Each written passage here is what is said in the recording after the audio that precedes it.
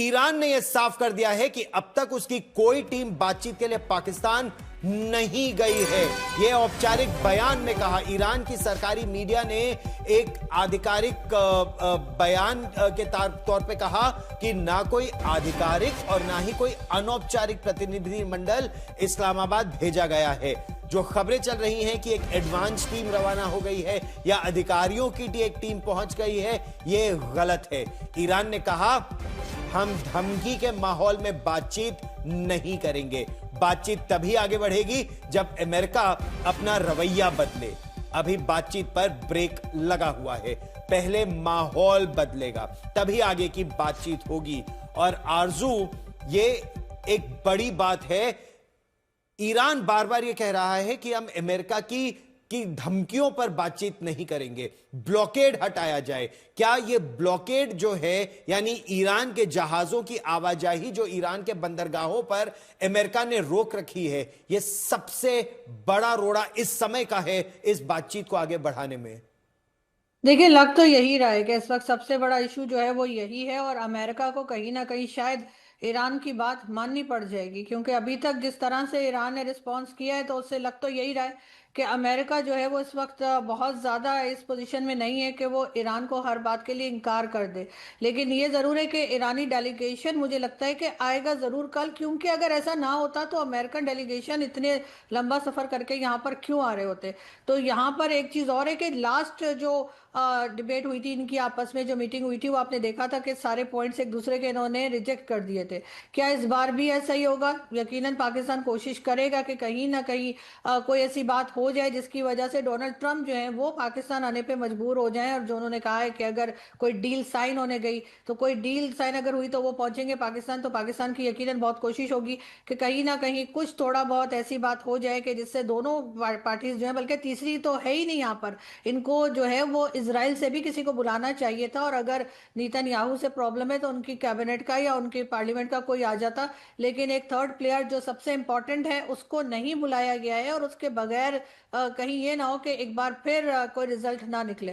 लेकिन आरजू, जब पाकिस्तान इजराइल के वजूद को ही नहीं मानता, जब पाकिस्तान के पासपोर्ट में, आपके पासपोर्ट में जरूर लिखा होगा नॉट वैलिड फॉर इजराइल, तो ऐसे में इजराइल का कोई कैसे आता है? हालांकि पाकिस्तान पर क्या यह सच है कि अमेरिका की तरफ से आसिम मुनीर पर बहुत ज्यादा दबाव बनाया गया है कि वो इब्राहिम अकॉर्ड को पर हस्ताक्षर कर ले और वो इजराइल के वजूद को स्वीकार ले, लेकिन क्या ये उनके लिए आसान होगा? अभी तो बड़ी गलबैयां हो रही हैं अमेरिका के साथ। जब अमेरिका का डंडा आएगा इब्राहिम अकॉर्ड के लिए, तब पाकिस्तान क्या करेगा?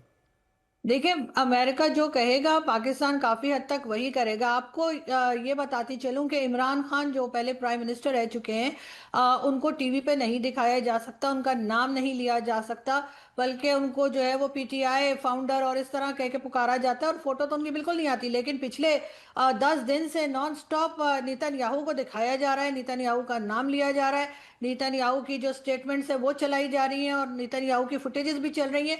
तो आप इससे अंदाजा लगाइए कि इमरान खान को दिखाया नहीं जा सकता लेकिन नेतन्याहू को दिखाया जा सकता है। तो अगर अमेरिका ने कह दिया कि भाई आपको वहां से किसी को बुलाना पड़ेगा, तो फिर पाकिस्तान इनकार नहीं कर सकेगा।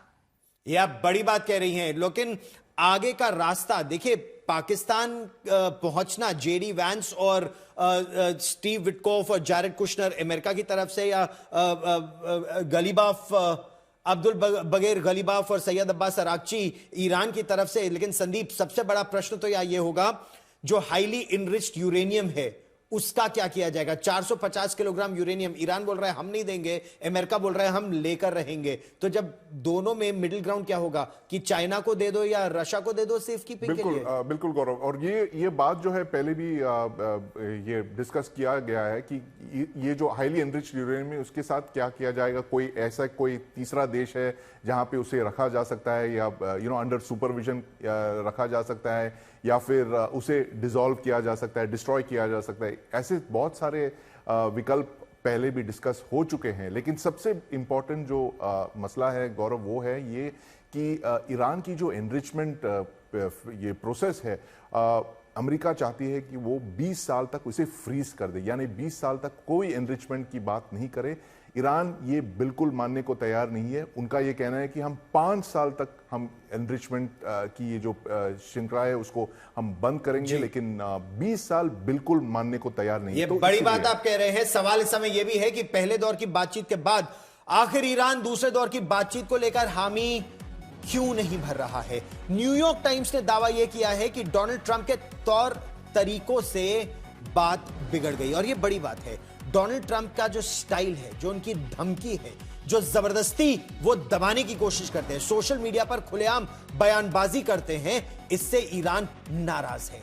ईरान को सुलह के बजाय हर बार मुंहतोड़ जवाब देने का रुख अपनाना पड़ता है। डोनाल्ड ट्रंप बड़े बड़े दावे करते हैं, डींगे हाँकते हैं कि ईरान ने मेरी सारी बातें मान ली हैं, संवर्धित यूरेनियम अमेरिका को सौंप देगा, संवर्धन बंद कर देगा, परमाणु हथियार कभी नहीं बनाएगा, वो झुक गया है।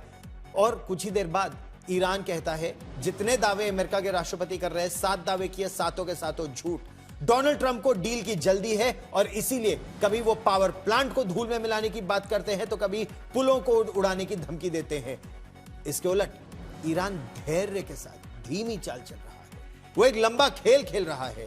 ट्रंप हर घंटे की सुर्खियां बटोरना चाहते हैं, ईरान कठोर और सहनशील रवैया अपना रहा है।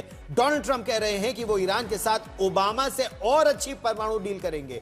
इस बयान के बाद ईरान ने कहा है कि अमेरिका भरोसे के लायक नहीं है, क्योंकि एक राष्ट्रपति समझौता करता है, दूसरा राष्ट्रपति उस समझौते को तोड़ देता है।